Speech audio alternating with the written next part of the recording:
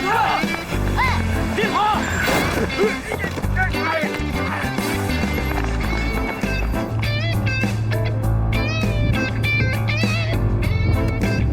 快检查一下，看有没有少东西。谢谢你啊。没得。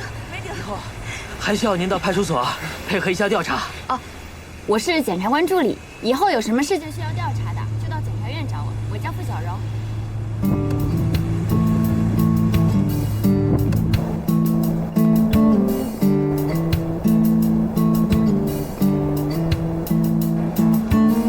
高处早，高处。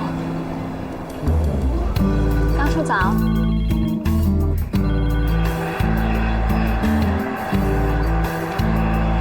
高处早。走。高处早。高处，这是陈检察官留下的案件卷宗。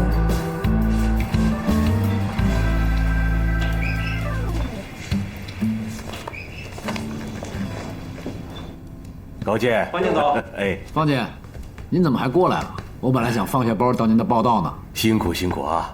这次国外抓捕，你的指认配合工作做得不错，领导们很高兴。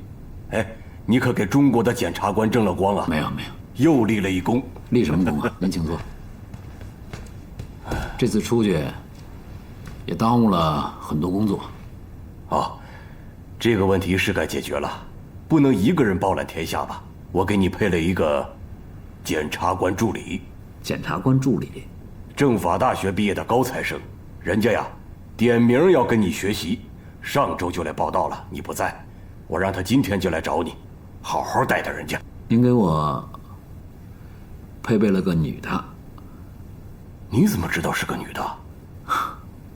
我想我们应该见过了。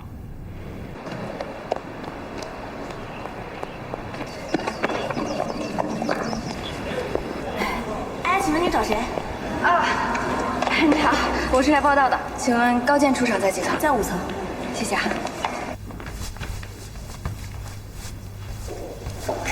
啊，你好，请问高处在哪个办公室啊？在那儿呢。哦，谢谢。哎，等会儿，你找高处啊？高处他正在开会呢。你是？我是他新来的检察官助理呀。那你先坐那儿等会儿，啊？啊，好，谢谢。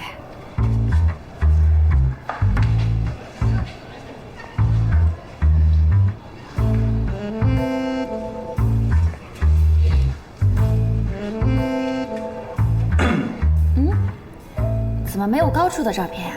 那高处是高级检察官，怎么可能在这儿呢？哎，看见我了吗？我看见了吗？张小波也是检察官，你记住了啊。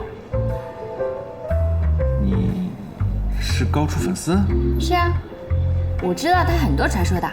前不久破获那起持枪抢劫杀人案，那个犯罪嫌疑人戴着面具作案，被抓了以后还拒不认罪。还是我们高处看了录像以后，发现他冲着工作人员大吼大叫，就在柜台上找到了他的脱密心子，固定了证据。还有他上……等会儿，你这都听谁说的？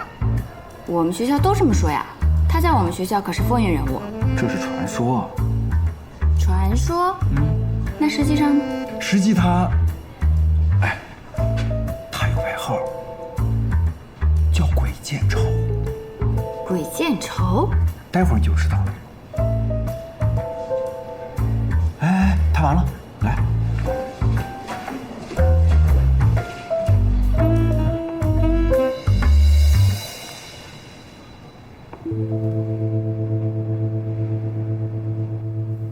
付小柔，大学4年，特等奖学金，毕业考核成绩全优，全省公务员考试第1名，司法考试高分。进检察院，点名要进我的检察办公室。不过见面不如闻名，为了抓住罪犯，把自己摔下车，行事鲁莽且不懂自保。大庭广众之下卖弄学问，言之凿凿说自己是检察官，过分高调。我是检察官助理，以后有什么事情需要调查的，就到检察院找我。我叫付小柔。作为目击证人，不积极配合民警做笔录，让人家到检察院来找你，耽误警方办案。不是，出去吧。我们见过面了。哦。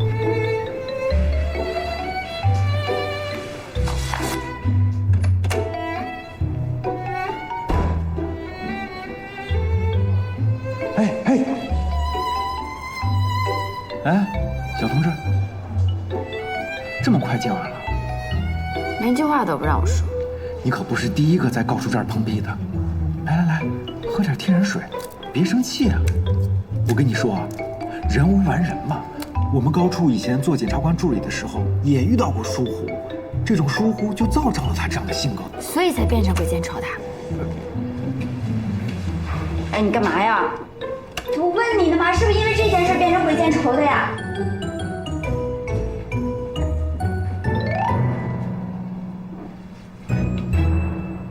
你不觉得鬼见愁这个名字很土吗？我让你出来是干嘛的？反思自己的行为。反思不在工作时间。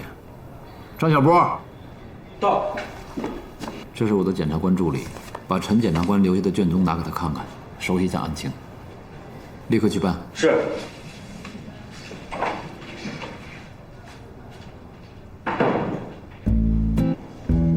过关了。以后咱俩就是同事了。哎，我跟你说啊，鬼见愁不是我说的。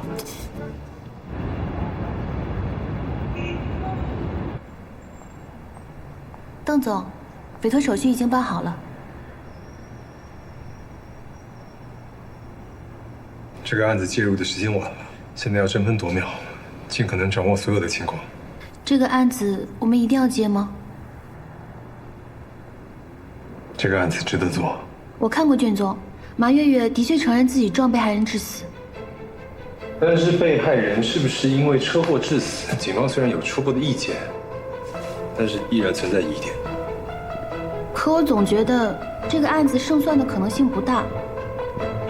找上有难度的案子，才能够让自己快速成长。我有预感，这个案子会让我们一举成名。你准备一下，马上跟我去看守所。这是犯罪嫌疑人马月月，被害人也就是死者杨天。案发时间是2016年4月12日晚11点30分。同年4月13日，马月月主动投案自首，由江东市公安局执行拘留，因案情复杂，延长刑事拘留期。4月20日，经江东市人民检察院以涉嫌故意杀人罪批捕，本案由江东市公安局侦查终结，于目前移送本院审查起诉。犯罪动机是什么？经公安依法查明，犯罪嫌疑人马月月和被害人杨天属一家公司的高管。马月月长期与杨天关系不和，逐渐导致怀恨在心。犯罪过程：2016年4月12日，犯罪嫌疑人马月月约被害人杨天在江东市铁东区新奥新停车场会面。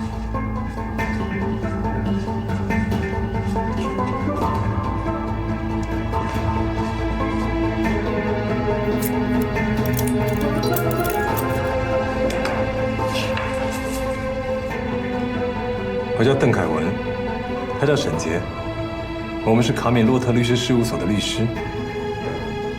你是马月月？是。你想请我们代理你的案子？是。你有什么想说的吗？你会救我吗？那要看你肯不肯跟我们合作。如果你愿意相信我的话，你必须如实的把当天所有的情况，包括细节，都告诉我们。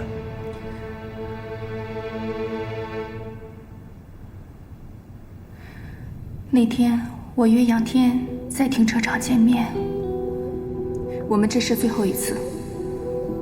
最后一次，我同意了吗？是你答应过我的。证据在我的手里，我什么时候叫你过来，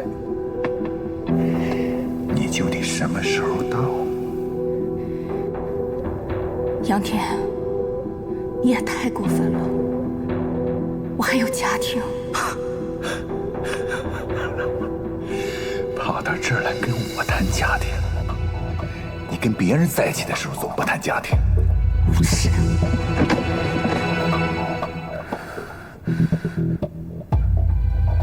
后来，我们就吵起来了。吵完后，杨天下车。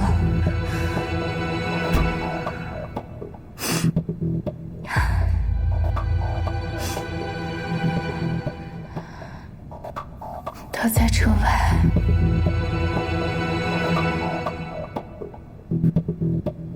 不停地向我挑衅。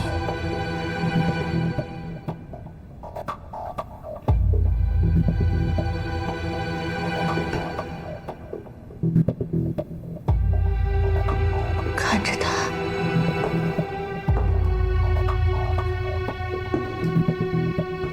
我脑中一片空白，只想彻底摆脱车外的这个混蛋。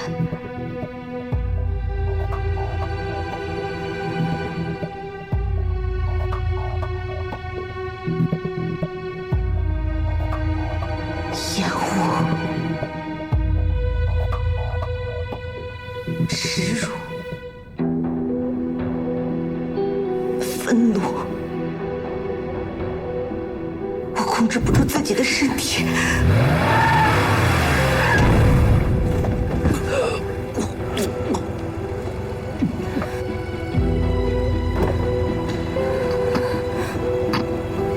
我该正中了他。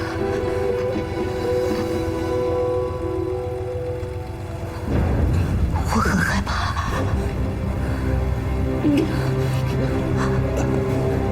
怕他没死，还会继续折磨我。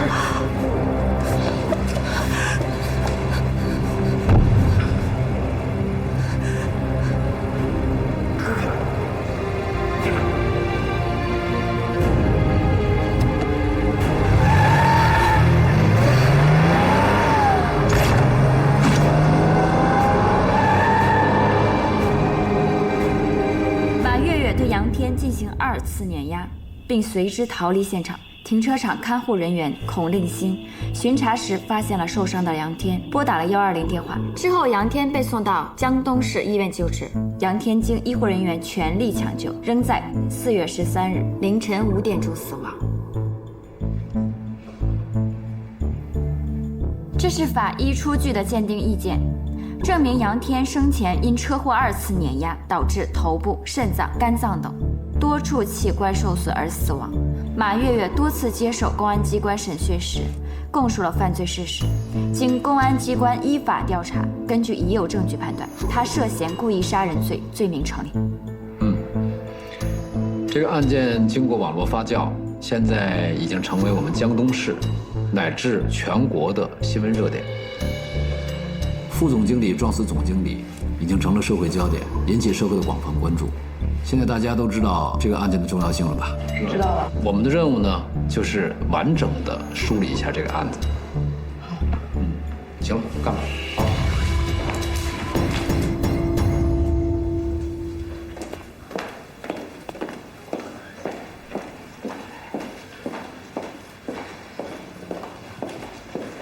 顾先生，请坐。没想到叶律师这么漂亮啊！顾先生这么说，是在夸我吗？此话怎讲啊？您夸一个女律师漂亮，无疑是在贬低她的智商。有什么事请说。啊，还是我起诉我老婆离婚这个案子。我想我已经说过了，我不给打女人的男人做离婚代理。我是相信你的能力，才一定找你的。我知道，只有你能够解决这个问题。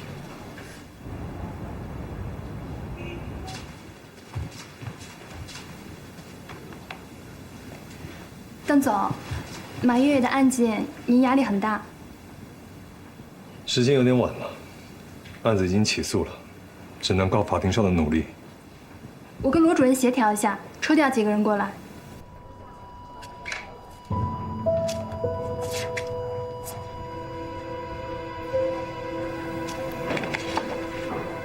2根肋骨骨折，再加上体表的多处淤青和挫伤，达轻伤标准，或者很有可能你会构成故意伤害罪。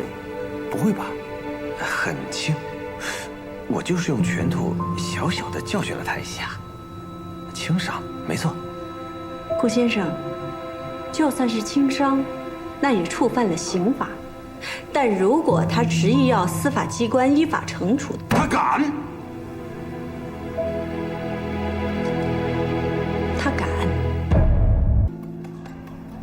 您的妻子刚刚离开律所，我现在是他的代理人，我已经建议他去公安机关报案了。我有一个合适的人选。什么人？我的一个师妹，一直从事刑辩工作，经验很丰富，在大学时代就是货真价实的法学学霸一枚，在职场上碾压众生毫不客气。你怎么这么做？你立即拒绝我老婆做我的代理人。对不起，顾先生，我们律师一旦成为代理人，如果没有正当的理由，是无法拒绝当事人的委托的。况且，我也不能够同时接受利益冲突双方当事人的委托。抱歉。我老婆给你多少钱？我出双倍。你老婆给的代理费和您给出的一样多，但现在我决定只收一半。为什么？我有一句格言，而且他有句名言：胜利即是正义。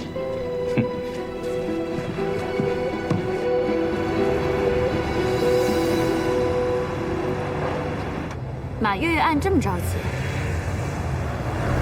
这高处让我去案发现场干什么呀？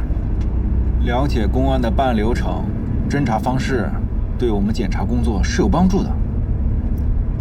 哎，我觉得啊，高处是在考察你的逻辑思维能力。这案子还没破吧？应该还在侦破的过程中。有时候咱们检察院也会提前介入，第一时间介入到侦查活动，专门针对命案的。高检院不是提出了补诉议题、提前介入的改革吗？咱们院啊是试点单位，所以咱们检察院的公诉处可以从案发刚刚开始就介入，然后呢，批捕、起诉、出庭监督，一竿子查到底。私下做了不少功课呀。哎，前面快到了。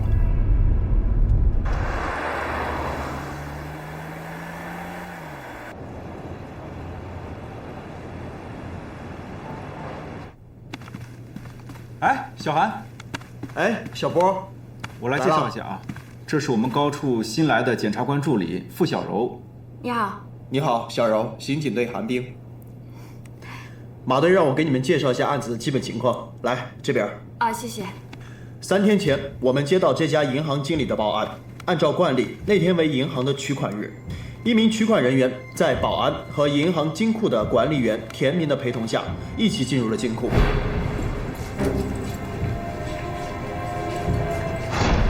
2人用密码和指纹打开了金库的最后一道门。当他们打开最后一道门的时候，被2名持刀蒙面劫匪当场抢劫。这是第1名死者，身中7刀，流血过多，导致当场死亡。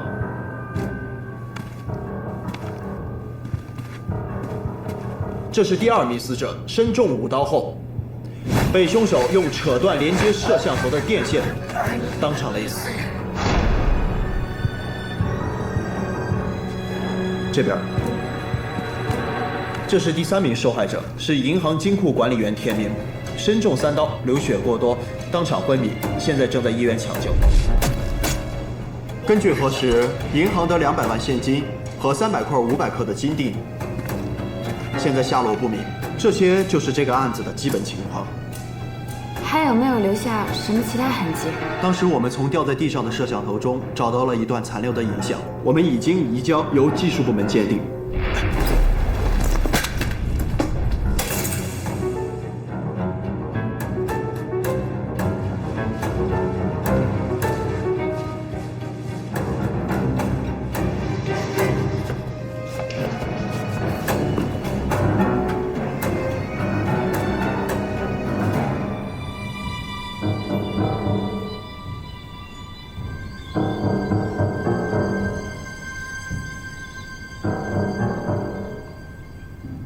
通过这段视频，我推理，因为外人是不可能知道监控系统电线藏在钱柜里的，所以一定是田明勾结2个蒙面人作案。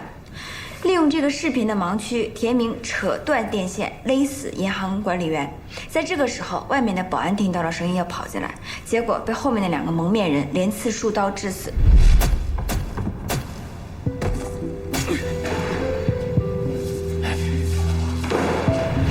可是没有想到，2个蒙面人想独吞财物，临时变卦，向田明刺了数刀。凭什么？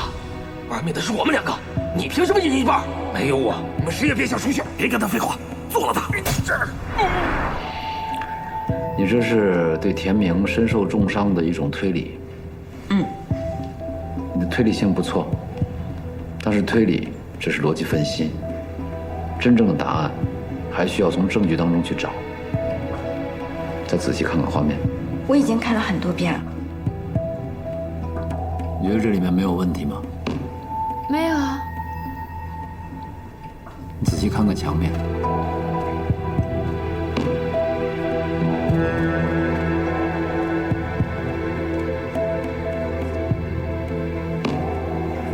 你不是去过现场吗？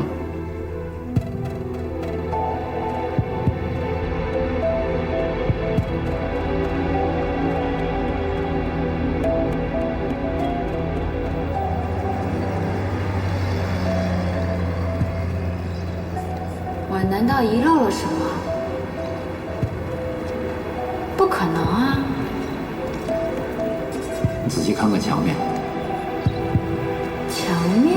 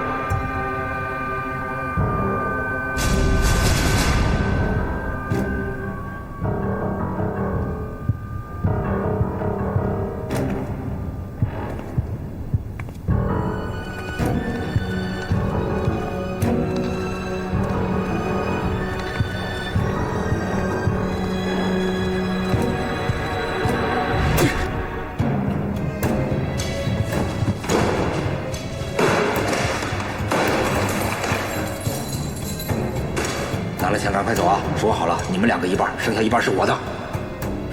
凭什么？玩命的是我们2个，你凭什么一半？想反悔是不是？没有我，你们进得来吗？没有我，你们谁也别想出去！别跟他废话，做了他！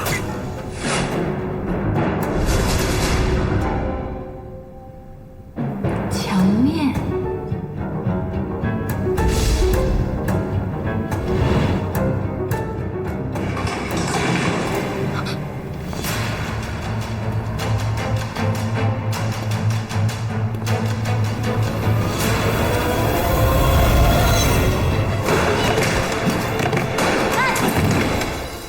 什么情况？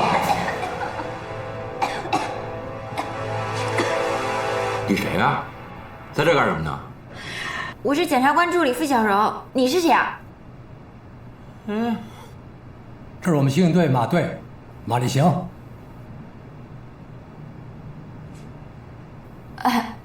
马队啊。谁让你来的？在这破坏现场，知道吗？马上给高建打电话。什么事儿？吓死我了！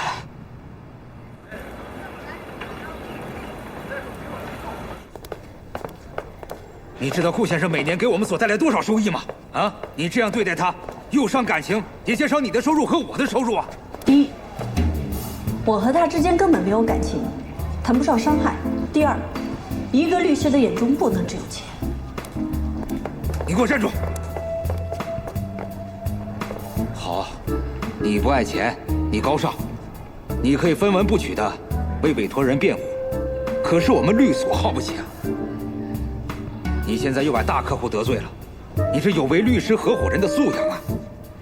我宣布拒付此前所有你代理案件应得的律师费。既然是应得的，为什么要拒付？我不跟你玩文字游戏，叶子琪，我告诉你，你在我的律所就得遵守我的规矩。你去跟顾太太说，我们已经代理她丈夫的案件，你不能再代理她的案件了，否则我开除你。我现在正式通知你，从今天开始，我离开你的律所。叶子琪，你公然违反合伙协议，我要告你。太迟了，我已经起诉了。从我加入律所到现在，所有的律师代理费全部都没有兑现。做好心理准备，赔一大笔钱吧。我一直忘了告诉你，其实你不适合打领带，知道为什么吗？脖子太短，最适合你的是一根上吊的绳子。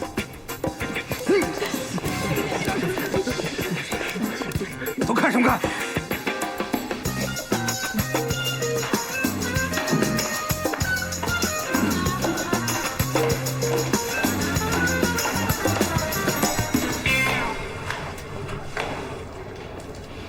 凯文，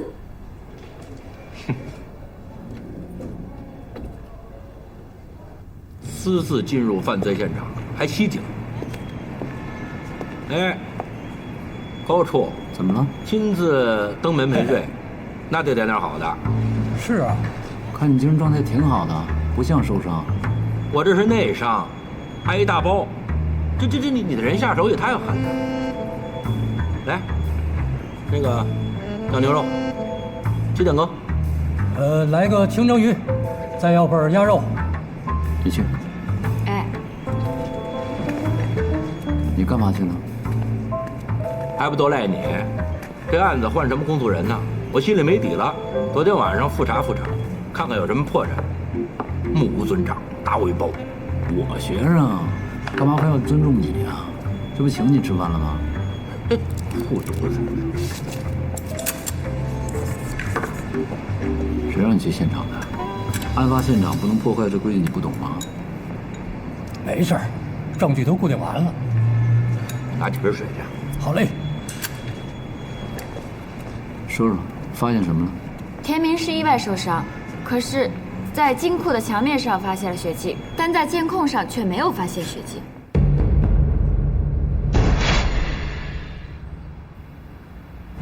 那说明，这监控有可能是假的，对吧？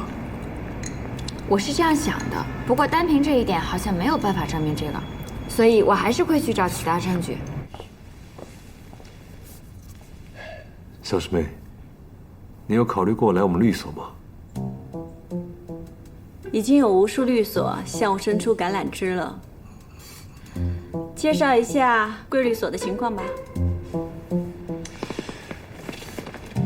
我们有37名律师，去年人均收入超过同样规模，甚至规模更大的律师事务所，在江东市排名第1。我们只接受3种类型客户的委托：有潜力的大公司、银行，以及花钱不心疼的老板。换句话说，你们的律所只接受出得起钱的大客户。哎，但即便如此，我们固定每年淘汰10%的客户，为的是日上日高。到你们律所多长时间可以成合伙人？10年，每周工作80个小时的10年。虽然辛苦，但是你会发现，当上合伙人，一切都值得了。我们律所的合伙人，每年挣7位数以上，50岁之前，你就能实现财富自由。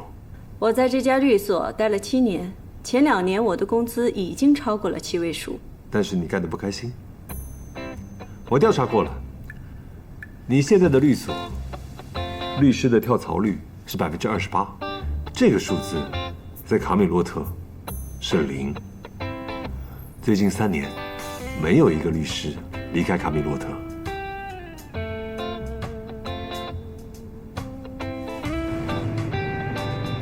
那我再给你提供一个信息啊，每一块金子重500克，箱子里面有300块，加上箱子的重量，最少有300多斤吧。但是还是把那箱子抬出去了，这说明什么？要么箱子是空的，要么监控是假的。如果箱子是空的话，那金锭去哪儿了？先转移啊！到时候干活啊，回头你见识见识公安是怎么办案的。那行，一会儿让师叔好好教教你。那我得看看你有没有这个本事让我佩服了。嘿，吃吧。哦，对了，我最近接了一个大案子，没有意外的话，公诉人是高健。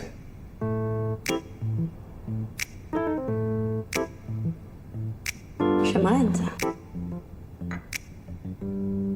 马月月故意杀人案。给我看卷宗。卷宗要去检察院查阅。这是保密协议，每个律师都要签的。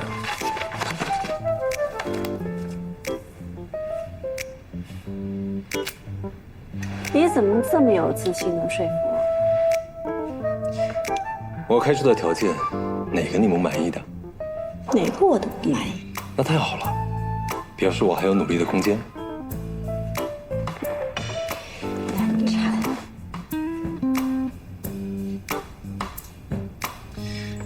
严守秘密是卡米诺特最基本的规矩。每一个受聘的律师都受过训示，快嘴快舌乃万恶之源。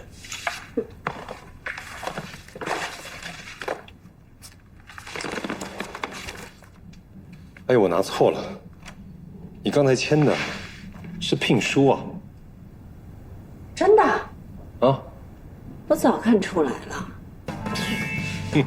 你这次案子的代理费不少吧？会免费帮人打官司的律政佳人，居然还关心代理费？你这个现实主义者，若是不能一战成名，起码要捞个盘满钵满。否则的话，你是不会接这个案子的。心照不宣。其实，我何尝不是在帮你？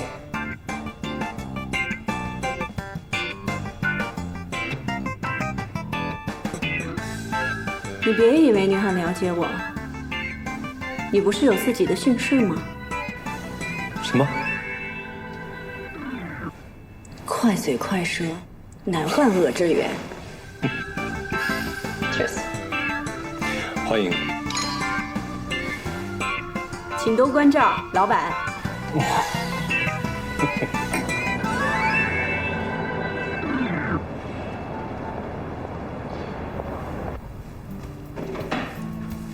小柔，这是送给你的礼物。我也收钱了。欢迎新同事啊！谢谢啊。按照惯例，我们大家要给新来的同事开个欢迎会。你说咱们去吃西餐还是川菜？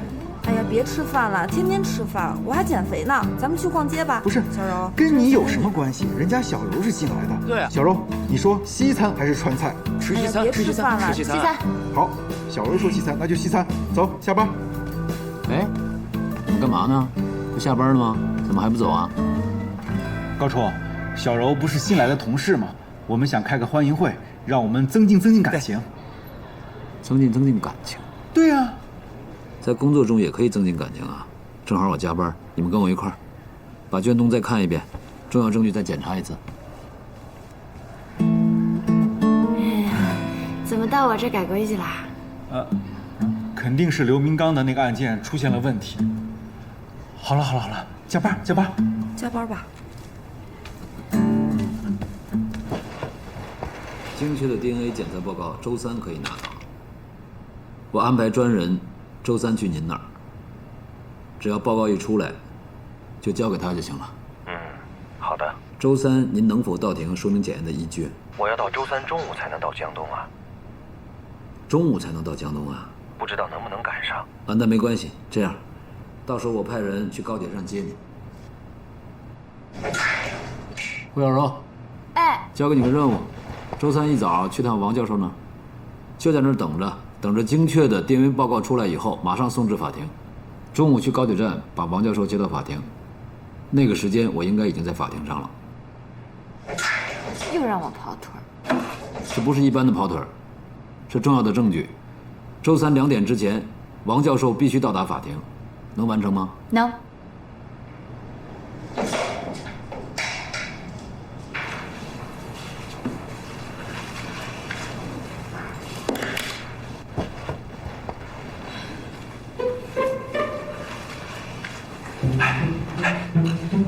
恭喜你啊！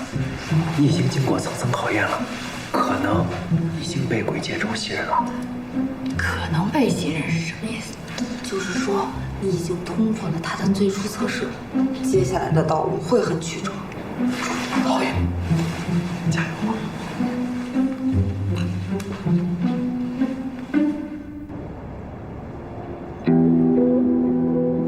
大家注意看，这个视频正好拍下了行凶者逃跑的画面。大家注意这个人，这个人就是持刀扎被害人的凶手。大家注意他之后的状态。通过这段视频，我们可以看到，被告人在慌忙逃跑时，他的脚踝撞到了玻璃门上，他的脚踝应该是出血了。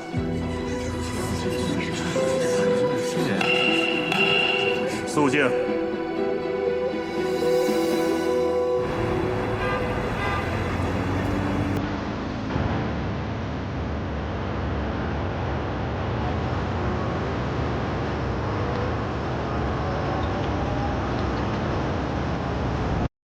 被告人刘明刚，脚踝被磕伤的是谁？是我。我们现在需要的不是言语的证据，而是实实在在的客观证据。既然公诉人问了，相信他有充分的理由。这只鞋的内侧，公安人员已经提取到了血迹。根据公诉人之前播放的视频片段，现在可以确定，在这只鞋子上留下血迹的人，就是当天用刀子杀人的人。血迹已经进行了鉴定，就是被告人刘明刚所留。即使在鞋内提取到了 DNA， 也无法通过鉴定证明究竟是两兄弟中谁留下来的。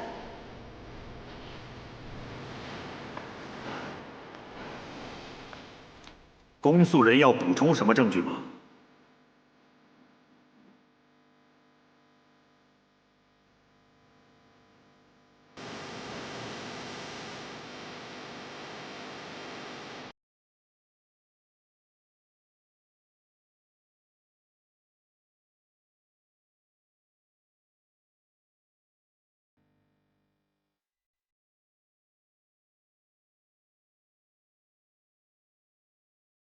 高健，这次你输定了。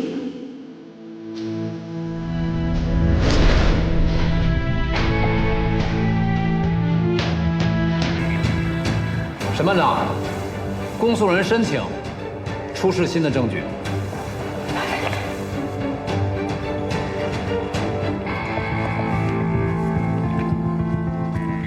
反对。审判长，这份证据公诉人并未向辩护人开示，有证据突袭的嫌疑。审判长，正是因为这份鉴定意见刚刚送到，所以还没来得及向辩护人开示。鉴于这份证据对本案的重要性，公诉人申请休庭30分钟，正好也给辩护人质证准备时间。辩护人有什么异议？没有。休庭。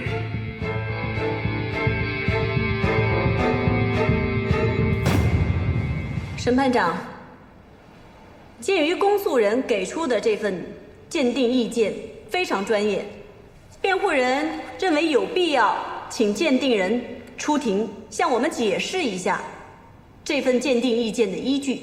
公诉人对辩护人的请求，你有意见吗？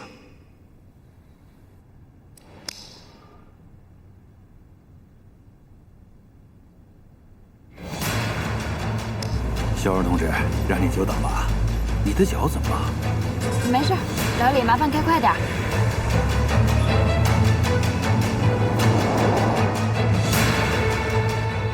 鉴定人暂时不能到庭。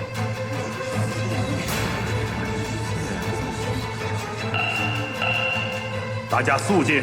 审判长，辩护人认为，在鉴定人无法出庭解释的情况下，这份证据不应被采信。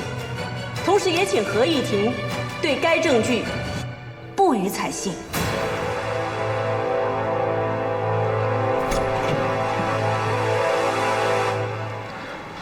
审判长，辩护人说的有道理，公诉人现在就申请鉴定人到庭。传鉴定人到庭。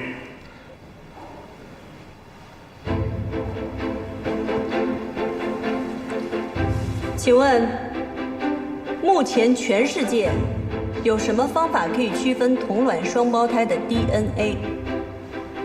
没有什么方法可以区别，但是它并不等同于同卵双胞胎就不能够被区别。不好意思，我不太清楚你的意思，能不能给我们解释一下？我给你举个例子啊，你和你的妹妹买了2条完全相同的裙子，一人1条。在刚买来的时候，这2条裙子是一模一样的，你们也分不出来。但是过一段时间以后，你的那条裙子由于是水洗，有点缩水了，而你妹妹的那条一直是干洗，它没有缩水。从此之后，这2条裙子即使看着很像，但是你们却可以轻松地把它辨认出来。我们从犯罪现场2个兄弟的 DNA 里面进行了更深刻的分析，发现刘明强的 DNA 基因片段中出现了突变，而刘明刚的却没有。这只鞋子上面的血迹提取物中检测到的 DNA 并没有突变，所以它无疑是刘明刚的。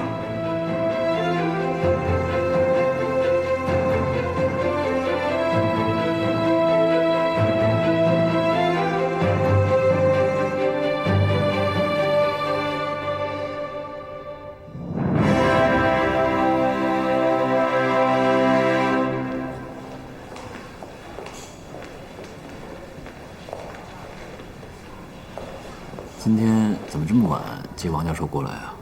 打你电话也不通。我之前不是跟你说了吗？王教授对这次庭审非常重要。我知道。可是。可是什么？没有可是。高检察官，你说说你这厉害的样子，人家姑娘她这受伤了，还带着伤去接我，这不也没耽误咱们开庭不是？所以啊，就别发脾气了。好，谢谢王教授。王超，你送一下王教授。好，王教授请。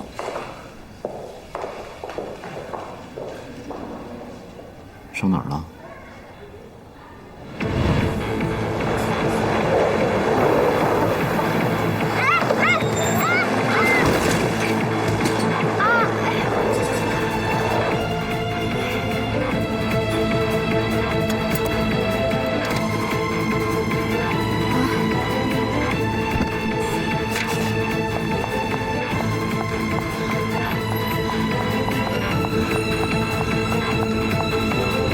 没事。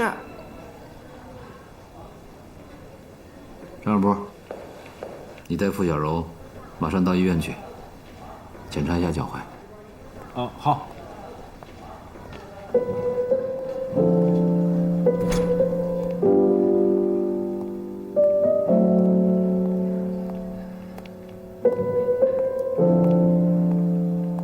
高健，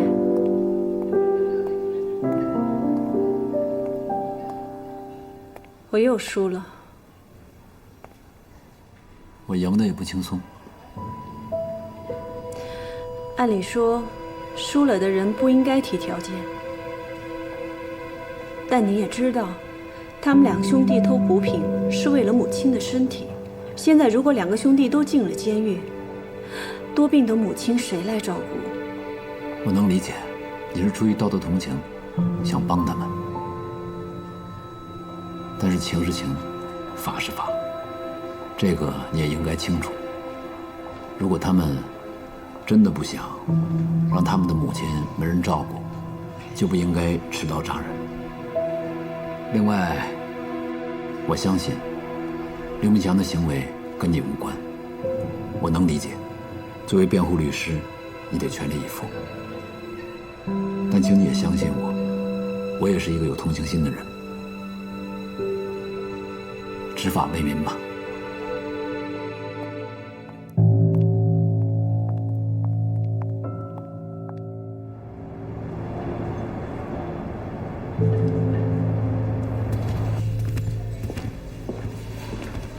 哟，高处来了！哎，鼓掌欢迎！哎，上来，找你有事儿。马月的案子你接手了？陈检察官辞职了，我来向你了解一下案子案发经过。全力配合。抱歉，银行金库案很快就结案了，对嫌疑人的审问让小柔跟着一起参与一点。没问题。真是太好了。来，坐吧。有什么要了解的？首先，当时案发的时候，你们是怎么锁定马月月的？根据死者杨天当天的活动情况为线索，查找谁有可能和死者有交集，尤其是最后接触过死者的人。下一步就是犯罪动机。死者杨天平时和谁有矛盾啊？谁有谋杀他的可能啊？通过这些线索，我们锁定了马月月为最大嫌疑人。就是确定他是嫌疑人，是案发后的第几天呢？第2天就锁定了。正准备抓捕的时候，他就投案自首了。叶律师您好，我是来接你的，是经过。不用，这边。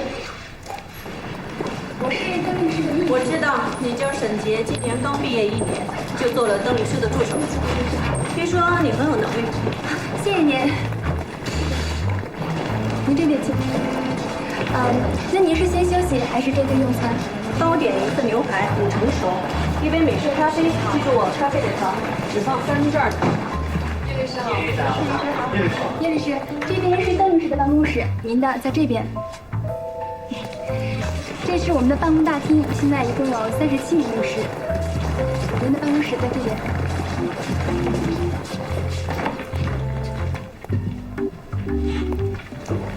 怎么样，还满意吗？我喜欢的书都已经摆上了，不错。把这个绿植换成水培的，在我的办公桌上，在那个地方再加一盆。我喜欢有生气的地方。好的。还有马月月的案子，全部的卷宗20分钟之内必须出现在我的办公桌上。哦，好，明白。记住是全部。好的。以后不要称呼你，称呼你。啊，记住了。好的，那你先休息。邓律师。叶律师来了。来了。这个叶律师好强的气场啊！职场精英的共性啊。不过，他也是有弱点的。什么弱点？从案发到第2天，他投案自首，他去哪儿了？他做了什么？卷宗中没有体现。他自己供述，犯罪之后去了海边，一直在纠结是否要自首。他只是认罪，其他的什么都没交代。马月从案发到投案的行踪，我还是有所怀疑。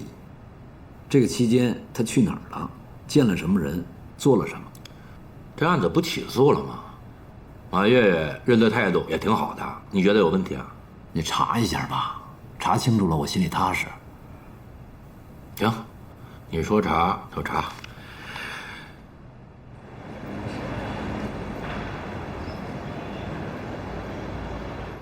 田明吃了那么大的亏，怎么可能不交代你们的事儿？那你可以去问他呀。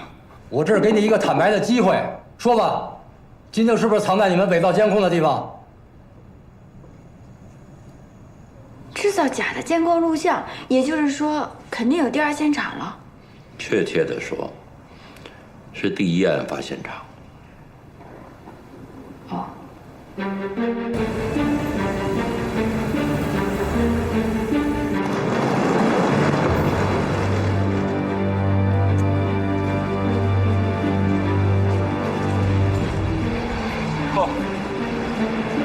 够下本的你们啊！小柔，这才是犯罪现场呢。金定呢？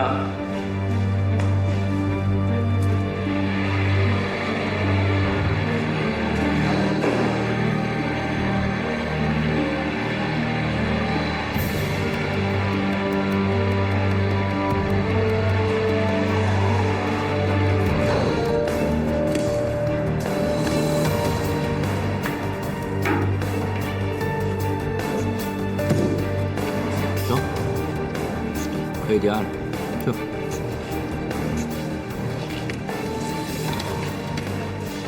小柔，看明白了吗？看明白了，其实根本就没有匪徒入室抢劫，是王经理和田明，他们用蚂蚁搬家的方法，早就把金锭转移到这里藏了起来，然后为了掩饰金锭被盗的事实，又策划了一场入室抢劫。先是伪造了现场，又假装自己是歹徒，录制了搬走金锭的视频。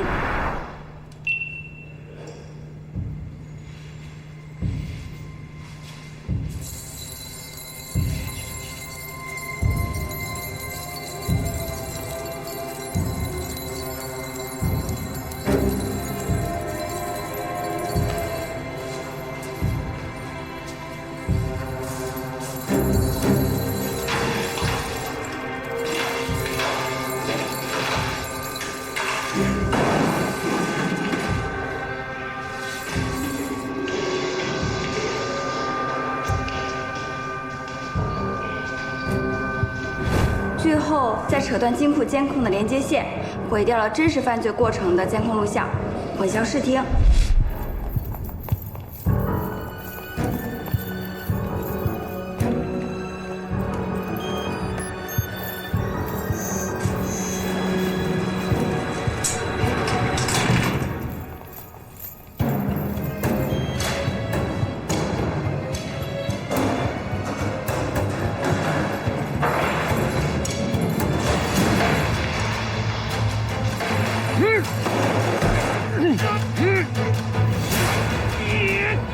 干什么？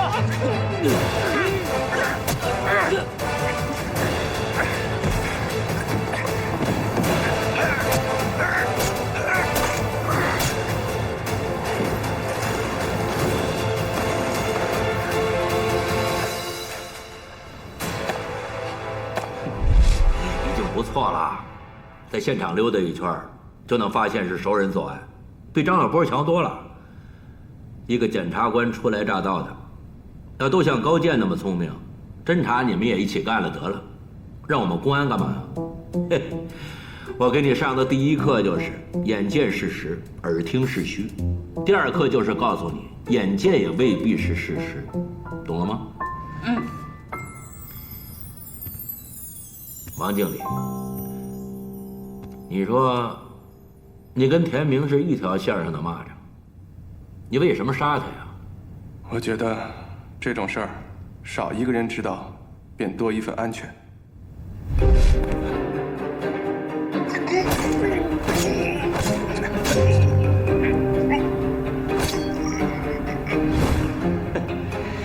你以为你杀了他，我们就看不出来了啊？你以为你们俩演个双簧就能骗过我们？你想杀田明，以为这样就能隐藏所有的事实，可是法网恢恢啊！田明倒地后，在现场留下的血迹拆穿了你所有的谎言。即使你杀死了知情人，还伪造了案发现场。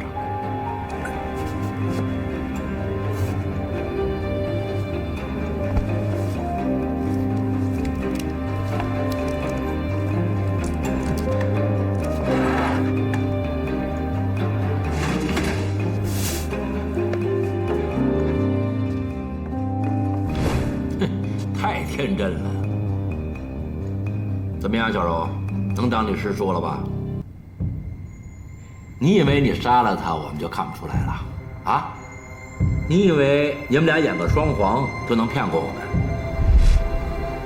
你想杀田明，以为这样就能隐藏所有的事实，可是法网恢恢啊！田明倒地后，在现场留下的血迹拆穿了你所有的谎言。即使你杀死了知情人，还伪造了案发现场。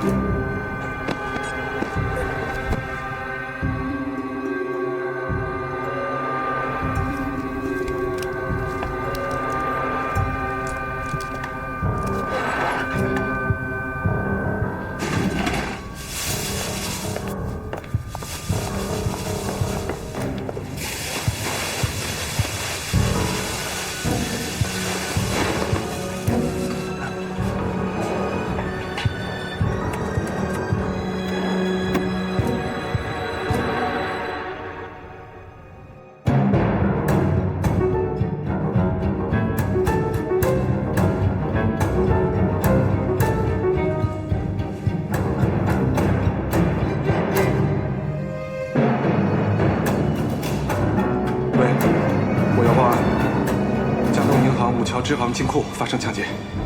太天真了，晚了，没时间总结了，要走吧。怎么样，小柔，能当你师叔了吧？收队。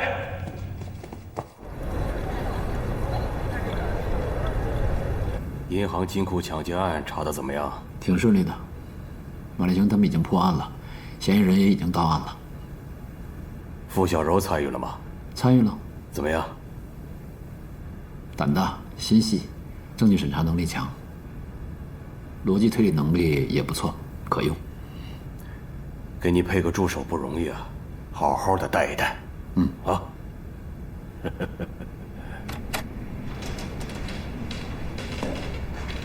傅小柔，把马队送来的文件整理一下，按照这个清单准备好开庭资料。好，明天给你。我今天必须要拿到这份资料。那我稍前整理。您加班到几点啊？谁告诉我今天要加班啊？我今天有事儿，不加班。那我明天早上放您办公桌上。我说了，我今天必须要拿到。那我怎么给你啊？你弄完了不会给我打电话吗？我的电话可以查到。什么事儿都让我一步步教你。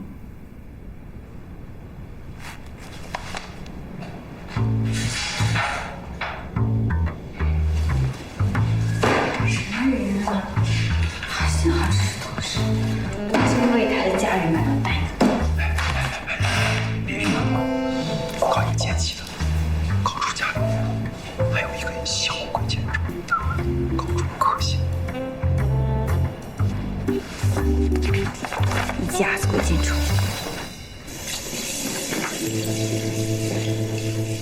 哟，老高，哪阵风把你给吹回来了？这么早啊？你下次上学再早的时候提前告诉我，我给你做早餐。想吃什么，可以头天晚上跟我说。我想吃方便面。不能总吃方便面，垃圾食品。没办法，从小吃习惯了。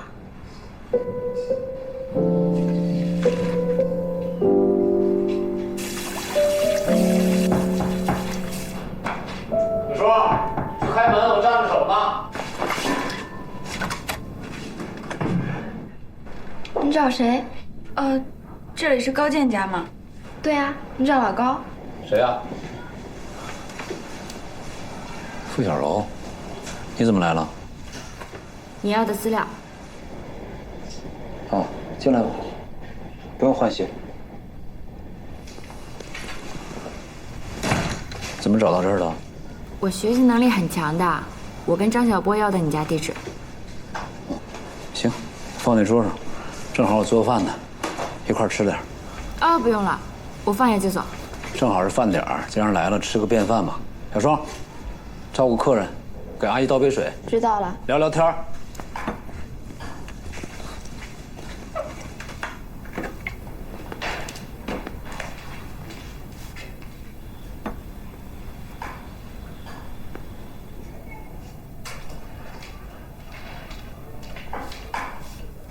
给，谢谢啊。坐吧。你叫傅小柔是吗？师傅的傅，我爸是你师傅啊。我是叫傅小柔，就是师傅的傅。你爸算是我师傅。你今年多大了？25。你有男朋友吗？你问这个干嘛？没事儿，随便问问嘛。没有啊。我也是这么觉得的。难怪你下了班还来送东西。告诉你个秘密，后天我生日。生日快乐。一句生日快乐怎么够呢？你要拍拍我马屁，我也只能帮你到这儿啦。我突然想到有点事儿，我先走了哈。哎，高处，我还有点事儿，我先走了。哎，站好就好了。不用了。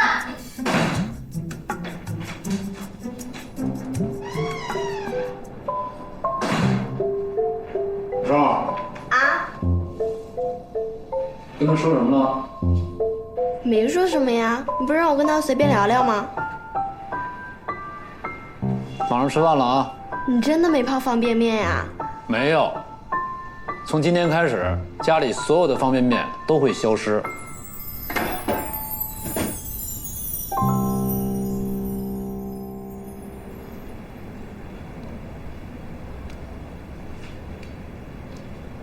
怎么不去吃饭？他们去打饭了，我让他们给我带点回来。我在看新的司法解释。那正好，我们来探讨一个问题。哦，刘明强，你还有印象吗？在法庭上替哥哥顶罪的那个。公安局已经提捕，想问问我们的意见。理论上来讲，他的行为已经构成了伪证罪，但是他妈妈太可怜了，所以最好别再处理了。是，但也不全是。有什么想法就说嘛，我们再探讨。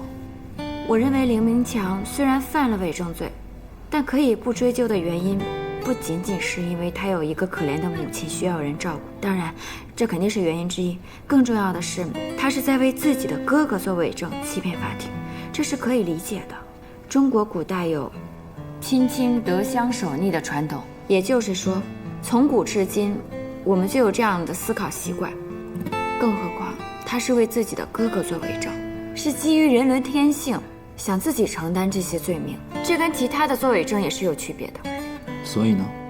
所以我认为可以对他做酌定不起诉，情节轻微，可以做不起诉决定。酌定不起诉，我忘了。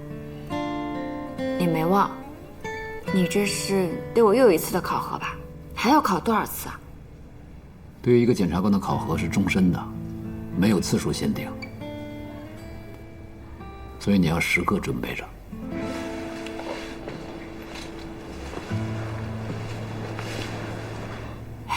处处是陷阱，真是鬼见愁。他们家出了这种事儿，其他忙我也帮不上，这个就是一点心意，帮我转达。哎呀，我们社区呀会多方照顾的。这个刘明刚会判重罪吗？刘明刚是抢劫致人死亡，罪名成立，但是他认罪态度挺好的，我也建议法庭从轻量刑。啊，谢谢你啊，我们社区也会尽力照顾他们。好。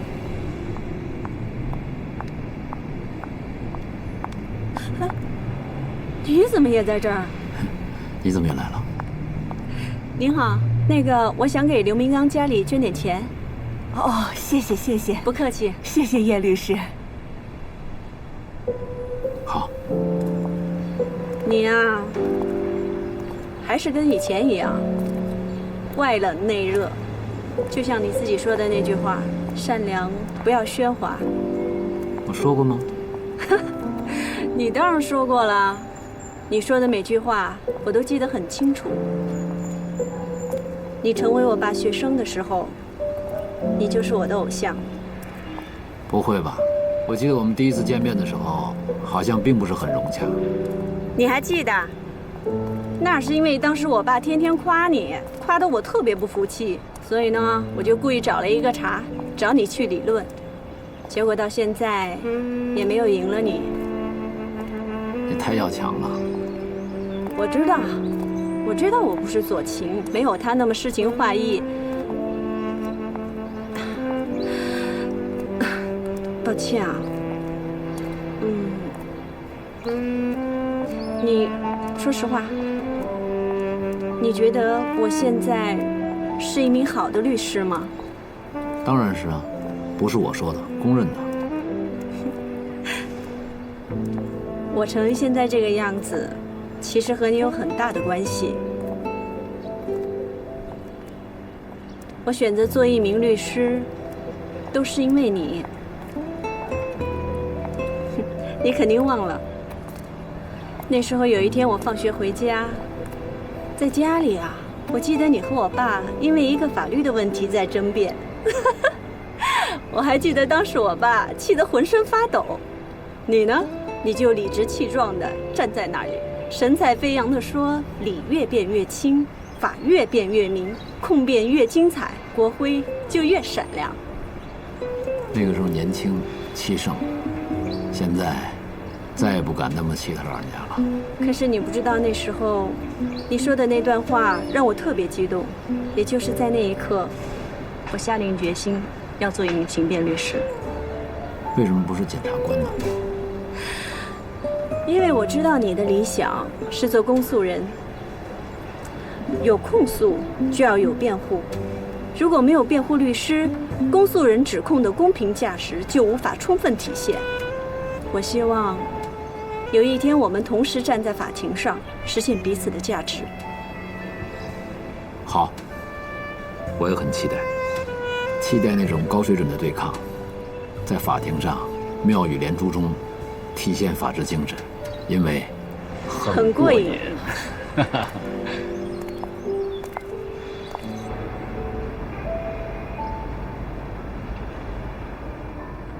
你可能还是要去一趟检察院，把剩下的卷宗补齐。故意的是吧？故意让我去是不是？哎，那首歌怎么唱来着？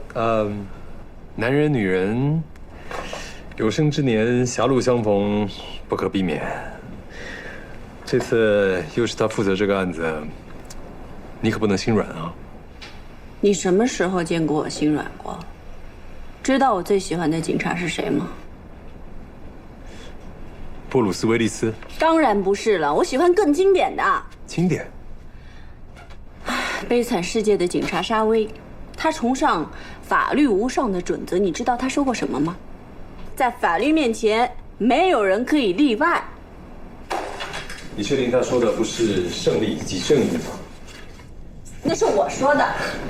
我听说，最近高健身边多了一个能干的检察官助理，叫什么来着？叫什么来着？你情报工作做得不是特别好啊。人家身边多了一个检察官助理，你都知道，但是名字不知道。情报工作做得不到位。所以向你请教啊，有关于高健的消息，肯定你最灵通。抓紧时间聊案子啊。行啊，随时啊。看了这些材料，你有什么想法？根据现场的勘查记录，被害人遇害的地点是在停车场。警方现在已经掌控了肇事车辆里大量的犯罪证据，包括现场汽车的肇事痕迹、方向盘上清晰的指纹，还有这份报告。这份鉴定报告已经证明了这些大量的犯罪痕迹都是马月月本人所留下，这些都是客观证据。二就是现场的目击证人，停车场的管理员，他说案发的期间他亲眼见到被害者杨天和马月月共同进入停车场，两个人在停车场里停留了大概半个小时左右。这个时间距离被害人遇害的时间是非常近的，也就是说马月月他是有作案时间的。更不利的是，马月在警方那里留下了承认犯罪事实的口供。这个案子人证物证俱全，公诉方躺着都能赢，留给辩方律师的辩护空间不大。不知道你为什么要接这个案子？是你主动争取的？那不是，是有人找过来的，出了大价钱。总之不寒碜。但到目前为止，这个案子就没有让你觉得有可疑的地方吗？唯一让我觉得有疑问的，就是马月月的作案动机。那马月月为什么要杀杨天呢？我也有这个疑惑，犯罪动机不够明显，那就说明这个案子没有表面上那么简单。如果动机不够明显，不能合理解释的话，那怎么能让人相信一个女人可以那么残忍地杀害另一个人呢？当然，也许是我想多了。没想多，这非常重要。故意杀人案，动机一定要查明，这可以帮助我们去判断犯罪嫌疑人他供述的可信性。但马月月不是自首的吗？自首就一定说实话吗？如果一个人说自己做了一件事情，但逻辑不通，又不符合常理，跟其他人的话还矛盾，他说的你会信吗？要判断一份证据的可信性，往往需要10份甚至几十份的证据，还有大量的生活经验来辅助。这些都是我们自己的推断。你也知道，一旦上了法庭，我们这些疑问根本就不能说服法官。马月月，她想什么不重要，重要的是她做了什么。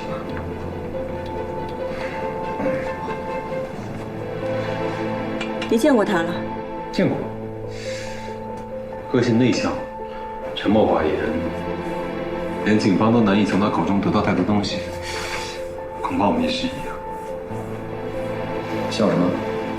我突然想起《七宗罪》里面有一个年轻警察发牢骚说的话：我们在善后收集一切的证据，取走所有的照片样本，不停地记笔记，把每一件事情发生的时间都写下来，巨细无遗，分门别类，痴心盼望着在审判时能用得上。像在荒岛上捡钻石，存起来等着获救以后用。你也知道啊？我喜欢电影，喜欢《七宗罪》，还喜欢蜘蛛侠。张小波，该你了。哦，该我了，上。蜘蛛侠把我弄懵了啊！那个，我说那个案子，对。我目前看到的东西都是卷宗里给我们的东西。我觉得我们需要进行我们自己独立的调查，从外围入手，先去查一查马月月的同事关系和朋友关系，摸摸马月月的底细，然后我们需要和她亲自见个面，和她谈完之后，我们再决定怎么做。行。还有一件事，你说有人出了大价钱，请你做马月的辩护方，我能知道这个人是谁吗？说实话，我不知道。你知道案件背后的外力越小，我们越能够集中精神在案件的本体上，你懂的，对吧？当然。这样子吧，我先去找马月月的丈夫雷同，看从他那儿能够打听出来什么。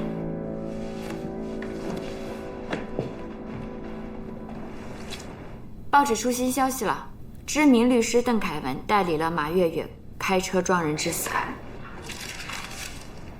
最近获悉，卡米洛特律师事务所知名律师邓凯文接手此案。邓凯文是业内有名的刑辩律师。匿名人士分析其以往的案例认为，邓凯文担任辩护人可能令本案的发展产生不小的变数。他这下可真出了名了，案子还没正式接手呢。不过更像是舆论增压。先别管其他的，媒体就喜欢夸大其词。我们把案件研究透了，确保无懈可击。你再去找一些资料，把本案的证据再复核一下。好。铁董事长，要养成良好的个人卫生习惯，饭前便后要洗手。小学生都懂的道理，你不会不懂吧？手不干净啊，后半辈子都没饭吃啊。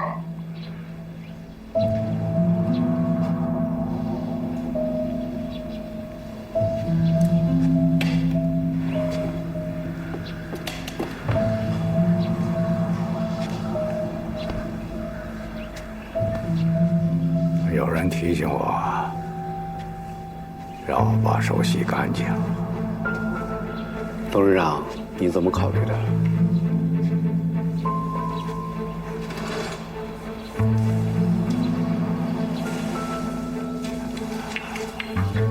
人老了，身边有一个知冷知热的人，不容易啊。这现在人进去了，你说那公安局的、检察院的，也不都是吃干饭的，是吧？马月的丈夫雷同。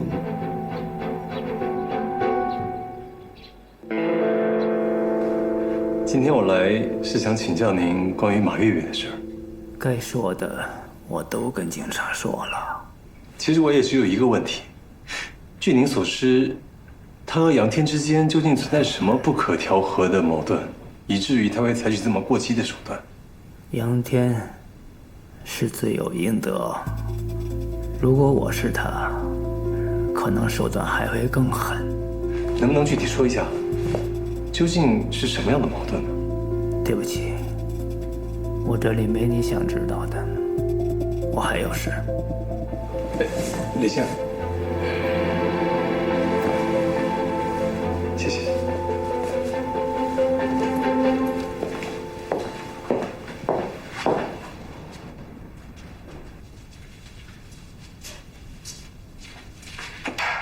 王超，看见鬼见愁了吗？不知道呀，他让我扣完光盘自己不见了，这鬼见愁太不靠谱了吧？找我干嘛？哎，叶律师，找高处啊？对，他在办公室，我带你去。啊，不用，我知道在哪。啊。我不。跑什么？紧张什么？鬼见愁这个名字我已经听习惯了，没什么大不了的。打扰了，我方便进来吗？没什么不方便的。事情是这样的，马月月的案子，公安机关已经提请你们审查起诉，我就过来问一下，能不能也给我一份？你接了这个案子？14个小时20分钟之前接了。邓凯文找你的？我们又不是检察官，土里刨食总可以吧？没问题，选择案件是你们的自由。这个是你要的光盘，正好，刚刚从案馆刻了一张，你先用。谢谢。这位是？我的检察官助理付小柔。叶律师你好。付小柔，好温柔的名字。你好。那我先去忙了。难怪你最近气色很好啊。还有什么要聊的？我们去会客室。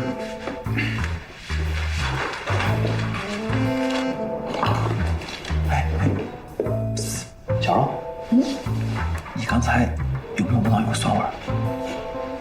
什么酸味？醋味啊！叶律师吃醋了。吃醋啊？谁的醋啊？还能谁的醋？你的醋！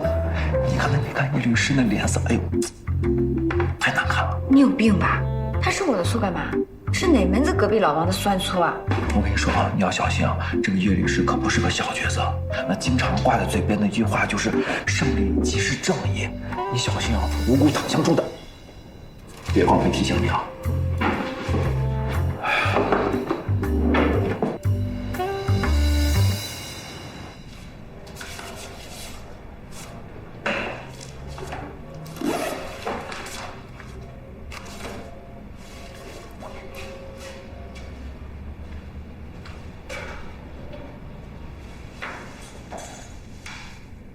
还没回家？我在看刘黎明的案子。刘黎明的案子，案情是什么？犯罪嫌疑人刘黎明伪造发票。卷宗审核案情况怎么样？证据来源合法，公安部门提交的卷宗、扣押清单都没有问题。被告人认罪有人证有物证，且相互印证。好，那可以提起公诉啊。还不行，有问题的。有什么问题啊？证据有瑕疵，假发票的物证没有逐份拍摄，而且没有随案移送假发票的原件。这不算证据瑕疵啊，假发票都在这儿呢，有没有原件问题不大。我下午已经跟张小波说了，让公安部门把原件送过来。那结果怎么样？没有达到犯罪数量。哦，那这么说，我差点办错案。你已经办完了这个案子，结果跟我想象的如出一辙。是吗？哦，那不好意思，我可能是忘了。你怎么可能忘了？你是拿这个案子试我吧？毕竟我这办公室不是什么人想来就能来的。你通过了这次测试。真的？好的狙击手是子弹喂出来的，好的公诉人是案子喂出来的。要想成为一个合格的公诉人，没有案件的历练是不行的。先看看这个。我真的能接受案件了。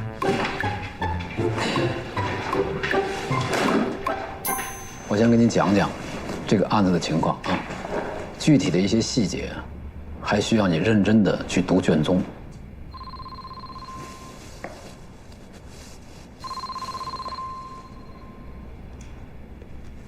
喂，杰哥，干嘛呢？马上下班了，还有一点事儿。我这也有点事儿，我给你发个定位，你赶紧给我过来。什么急事儿啊？哎呀，来了见面再说。那我得先去接高商。我已经接了，你只管过来，别磨叽啊。你有急事啊？这样吧，你先看卷宗，改天我再跟你聊，好吧？别改天啊，您方便带上我吗？路上您跟我说。行，我去换衣服。